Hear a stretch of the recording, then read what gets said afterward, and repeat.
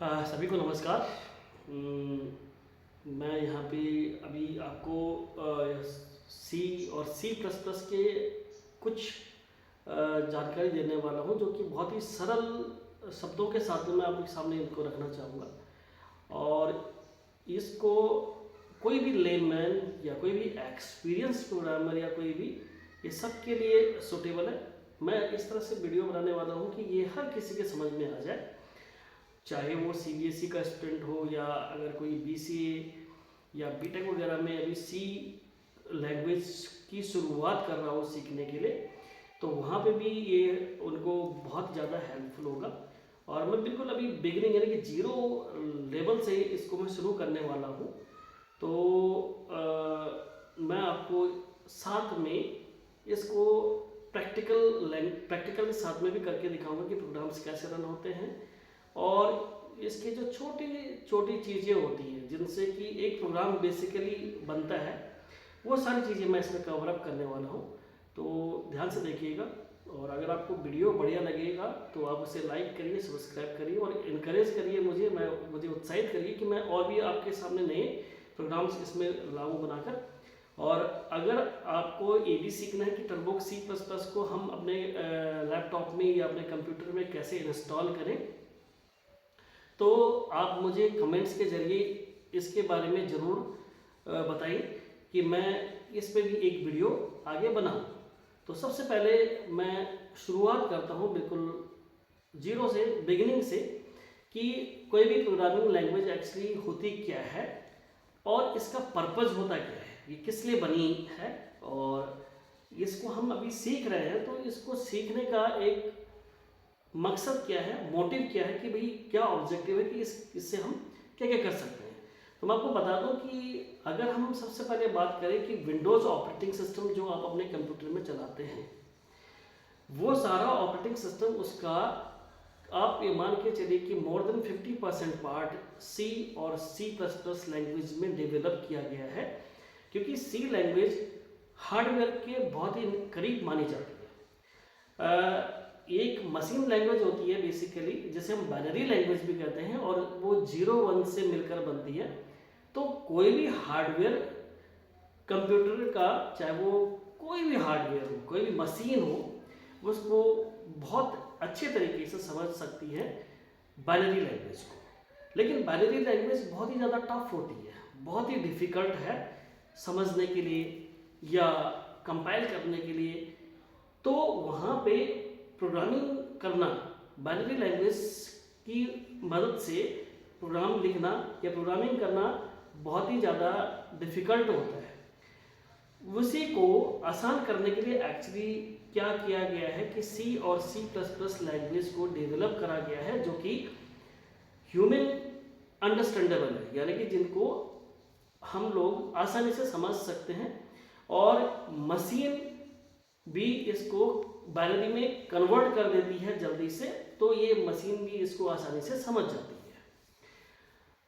अब आप ये कहेंगे कि जो हमारा बाइनरी लैंग्वेज है, तो बाइनरी लैंग्वेज को क्या, जो हम सी लैंग्वेज जो हम अपना प्रोग्राम डेवलप कर रहे हैं, उसको बाइनरी लैंग्वेज में कन्वर्ट करने के लिए हमें ही कुछ करना पड़ेगा, या स्पेशली हमें कुछ ऐसा बीच में सॉफ्टवेयर चाहिए या कोई अलग से कुछ मीडिएटर चाहिए जो कि इसको बाइनरी लैंग्वेज में कन्वर्ट कर दे। तो मैं आपको बता दूं कि हमारे पास में सी और सी प्लस प्लस के कंपाइलर आते हैं।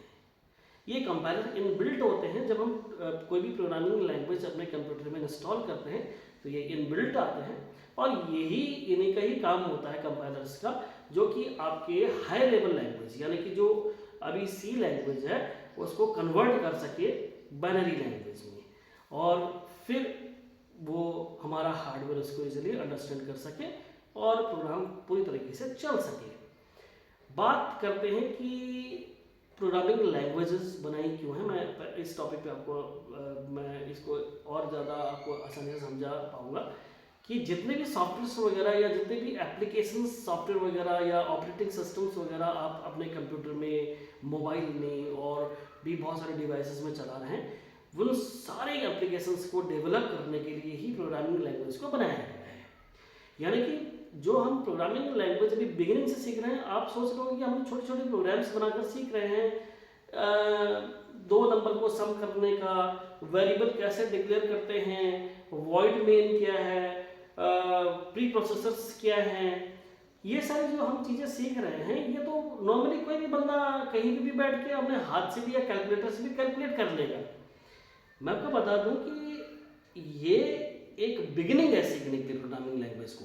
ये प्रोग्रामिंग लैंग्वेज का बेसिक मकसद नहीं है, ये किस तरह से हम प्रोग्रामिंग लैंग्वेज को डेवलप करते हैं, एक पायदान है, एक तरह से स्टेप्स हैं, जो सीढ़ियाँ बनी होती है ना किसी भी बिल्डिंग में चढ़ने के लिए, तो वही ये सारी चीज़ें एक पायदान है, एक स्टेप्स हैं जिनके थ्रू आप चढ़कर और फिर एक ऐसे लेवल पे पहुंच जाएंगे जहाँ पे कि आप बड़ी एप्लीकेशंस और बड़े सॉफ्टवेयर्स वगैरह डेवलप कर सकें बाद में। तो आप अभी ये मान के चलिए कि ये जो आप छोटी छोटी चीज़ें कर रहे हैं, ये बेसिकली केवल ये दिखाने के लिए, ये सारी चीज़ें बताने के लिए करी जाती हैं ताकि आप सिंटैक्स सीख सकें। सिंटैक्स यानी कि प्रोग्रामिंग लैंग्वेज को लिखने का तरीका। और मैं आपको बता दूं कि हर प्रोग्रामिंग को लिखने का एक अलग तरीका होता है। चाहे आप सी लैंग्वेज की बात करिए, C++ और सी लैंग्वेज रिजेंबल करते हैं, यानी कि काफ़ी मायनों में दोनों सेम है। लेकिन जब हम थोड़ा हायर लेवल लैंग्वेज की तरफ हो जाते हैं, इन्हें हम मिडिल लेवल लैंग्वेज कहते हैं। सबसे लो लेवल लैंग्वेज जो होती है वो बाइनरी लैंग्वेज होती है। उसके बाद में उससे ऊपर अगर हम चढ़ें तो हमारा C और C++ और असेंबली लैंग्वेज आती है। ये बेसिकली मिडिल लेवल लैंग्वेज कही जाती है।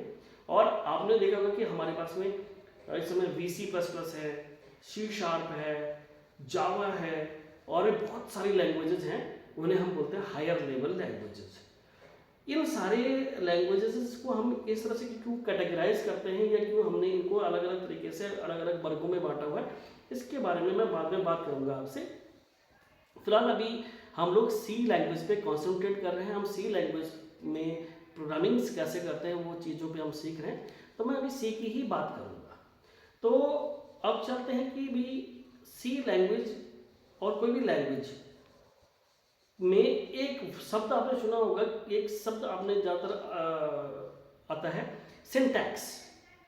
सिंटैक्स क्या होता है बेसिकली? सिंटैक्स का एक सिंपल, मैं आपको बहुत ही आसान शब्दों में समझाऊं तो सिंटैक्स का मतलब होता है तरीका, रूल्स और रेगुलेशंस, रूल्स एंड रेगुलेशंस किसी भी प्रोग्रामिंग लैंग्वेज को लिखने का, कि किस तरह से हमने, जैसे मैथमेटिक्स में और भी जगह पे फॉर्मूला वगैरह होते हैं ना, किसी भी कॉम्प्लेक्स सवाल को सॉल्व करने के लिए वहाँ पे हमारे पास में फॉर्मूला बनाए गए हैं, वैसे ही प्रोग्रामिंग लैंग्वेज में भी सिंटैक्स बनाए गए हैं। सिंटैक्स एक तरीका होता है पूरा प्रोग्रामिंग लैंग्वेज को लिखने का, और उस सिंटैक्स को ही हमें फॉलो करना होता है, उस सिंटैक्स को ही हमें सीखना होता है कि बेसिकली हमने प्रोग्रामिंग कैसे करनी है। और अगर हमें सिंटैक्स आ जाता है तो फिर हमारे लिए क्या होता है, प्रोग्रामिंग को सीखना बहुत आसान हो जाता है। तो मैं आपको सबसे पहले बता दूं कि जब हम किसी सिंटैक्स की बात करते हैं तो सिंटैक्स में हमारे पास में कुछ प्री डिफाइंड या पहले से लिखे लिखाए कुछ शब्द आते हैं प्रोग्रामिंग के अंदर में, और उन्हीं शब्दों को हम क्या बोलते हैं, कीवर्ड कहते हैं। कीवर्ड आप समझ लीजिए कि एक तरह से कुछ शब्द हमारे पास में दे दिए गए हैं प्रोग्रामिंग लैंग्वेज के अंदर में, और उन शब्दों को हमें एज इट इज अपने प्रोग्राम में यूज करना होता है।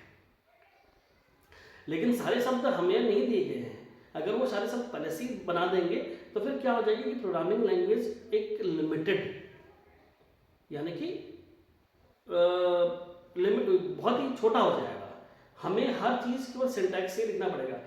इसलिए प्रोग्रामिंग लैंग्वेज को क्या रखा गया है, बिल्कुल ओपन रखा गया है कि आप कुछ सेंटेंसेस को तो, कुछ सिंटैक्सेस को, कुछ कीवर्ड को तो यूज करेंगे एज इट इज, लेकिन बाकी आप प्रोग्राम को अपने हिसाब से और अपने शब्दों में लिख सकते हैं। लेकिन सिंटैक्स उसके लिए भी फॉलो करना पड़ता है, यानी कि रूल एंड रेगुलेशंस वो पे भी अप्लाई करने होते हैं। तो मैं आपको बता दूं कि सी लैंग्वेज 32 कीवर्ड के साथ में आता है केवल, यानी कि 32 कीवर्ड का कॉम्बिनेशन है। तो आप कहेंगे कि ये 32 कीवर्ड में और इतना बड़ा प्रोग्रामिंग लैंग्वेज को हम कैसे लिखेंगे? देखिए होता क्या है, मैंने जैसा भी कहा कि प्रोग्रामिंग लैंग्वेज एक अनलिमिटेड होता है, उसमें कोई लिमिट्स नहीं कर दी गई है कि आपको केवल 32 कीवर्ड ही यूज़ करने हैं और आपको केवल 10 ही स्टेटमेंट लिखने हैं या 20 ही स्टेटमेंट लिखने हैं। आप ओपन है, आप किसी भी प्रोग्रामिंग को अपने तरीके से लिख सकते हैं।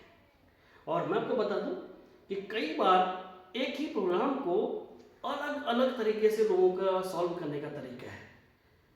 अल्टीमेट रिजल्ट क्या है कि जो हमें गोल दिया गया है, हम उस गोल को अचीव कर पा रहे हैं। हमने हमें जो क्वेश्चन दिया गया है उसको हमने सॉल्व कर लिया या नहीं कर लिया है।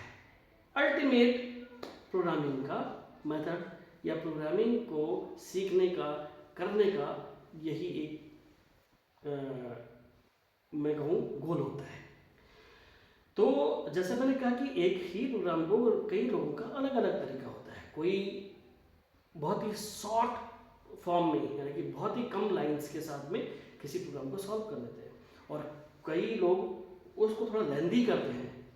तरीका वो भी है, तरीका ये भी है, लेकिन धीरे धीरे करके जब हम अपने प्रोग्रामिंग में एक्सपर्टीज, जब हमें इसमें थोड़ा सा सीखने के बाद में हम एक अच्छे लेवल पे पहुंच जाते हैं, तो उसके बाद आपको भी इस तरह से प्रोग्रामिंग स्किल्स आ जाती है कि आप बड़े प्रोग्राम को छोटा प्रोग्राम बनाकर लिख सकते हैं और सॉल्यूशन वही मिलेगा। ठीक है जी। तो अभी फिलहाल इतना ही।